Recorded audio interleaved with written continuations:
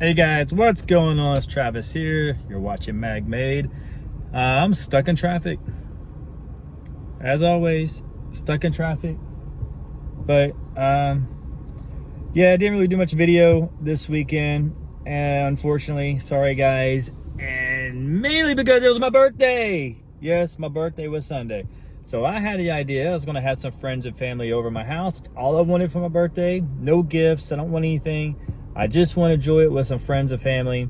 And so Saturday night, I smoked like, I think it was 7 briskets, 2 pork shoulders, and a turkey all night. And I don't have I don't have no pellet smokers. It's all old school, classic wood burning smokers. So I stayed up literally all night, smoking all this meat, and I did probably one of the dumbest things anybody could ever do. And I don't know how, but so it was like 4 in the morning. I passed out on the couch, and I'm still smoking outside, still smoking meat. But I set my alarm to wake up to go throw more wood on the smoker. And I was so tired at that time. So I woke up, my alarm went off. I was on the couch. I wasn't even sleeping in my bed. I was just like staying up all night on the couch. So I put my foot down from the couch, and when I did, my foot was not flat on the ground. It was like a quarter. It was like, instead of like this, it was like this. And I stood up.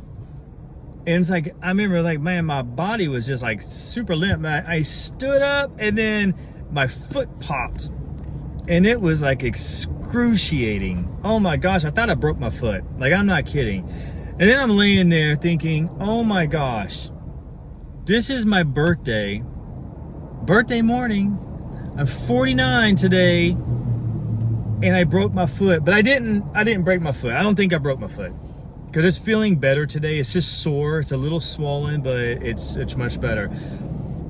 But man, how do you sit there and tell everybody, I got all my guests coming over, I'm still having to smoke meat, I'm hobbling around the house literally all day, and I got no cool story to tell besides everybody's like, how'd you hurt your foot? And I'm like, getting off my couch. Man, that's a story of my life. I get hurt doing the dumbest stuff. I don't have a cool story for it. I just get hurt doing dumb stuff. So anyways, I'm usually hurting myself when I work out.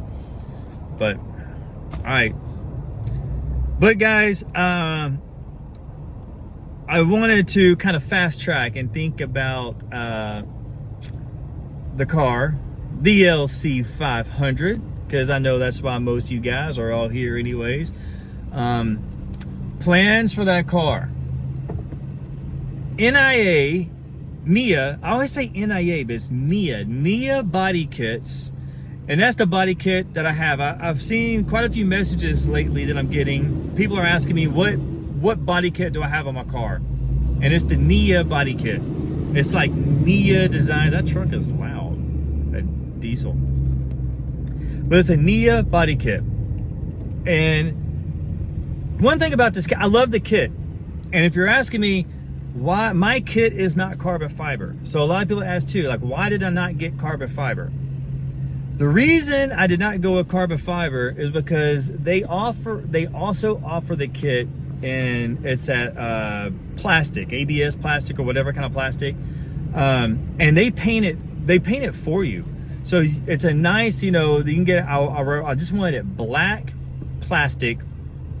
And the reason, because this kit, it flexes. It's not rigid at all. So I cannot tell you guys how many times I have went over, like whether it's a bump, dips in the road, even to a degree, some curbs.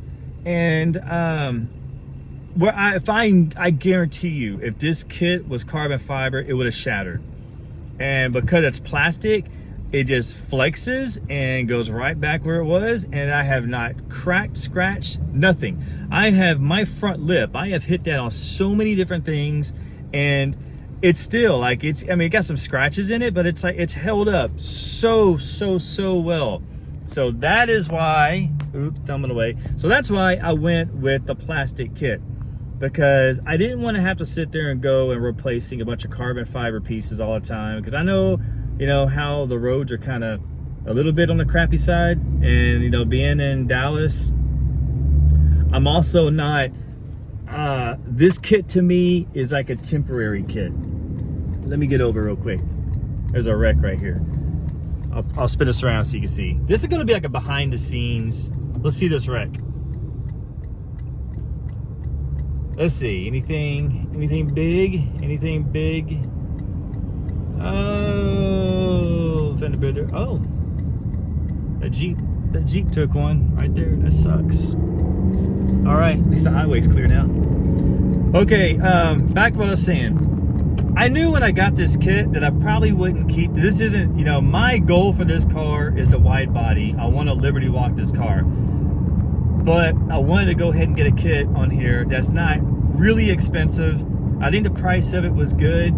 And just for this being a daily driver for right now. So, you know, it fit the bill. And it looks great. I think the kit's, it's not super aggressive, but it does just enough to when you do have the 22-inch wheels on here that it just fills in, and this car is low, but it just fills it in enough to where it just looks really good.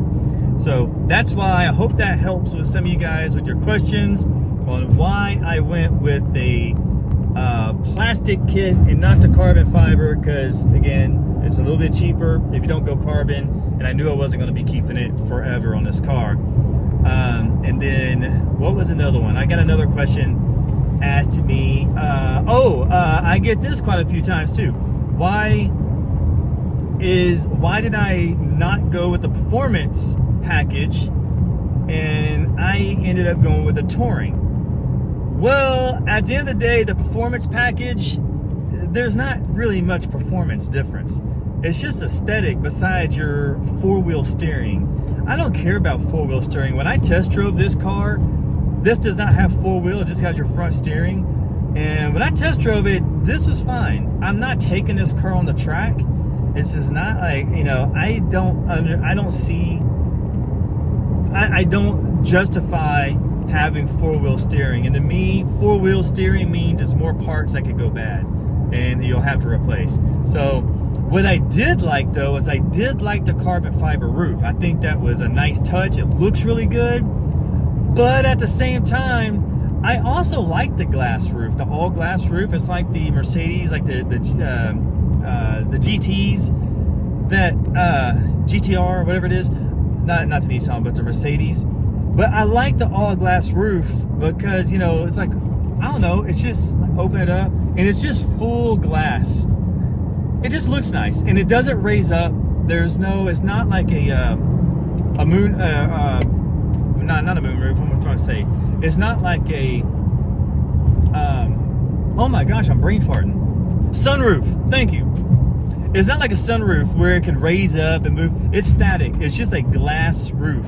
So,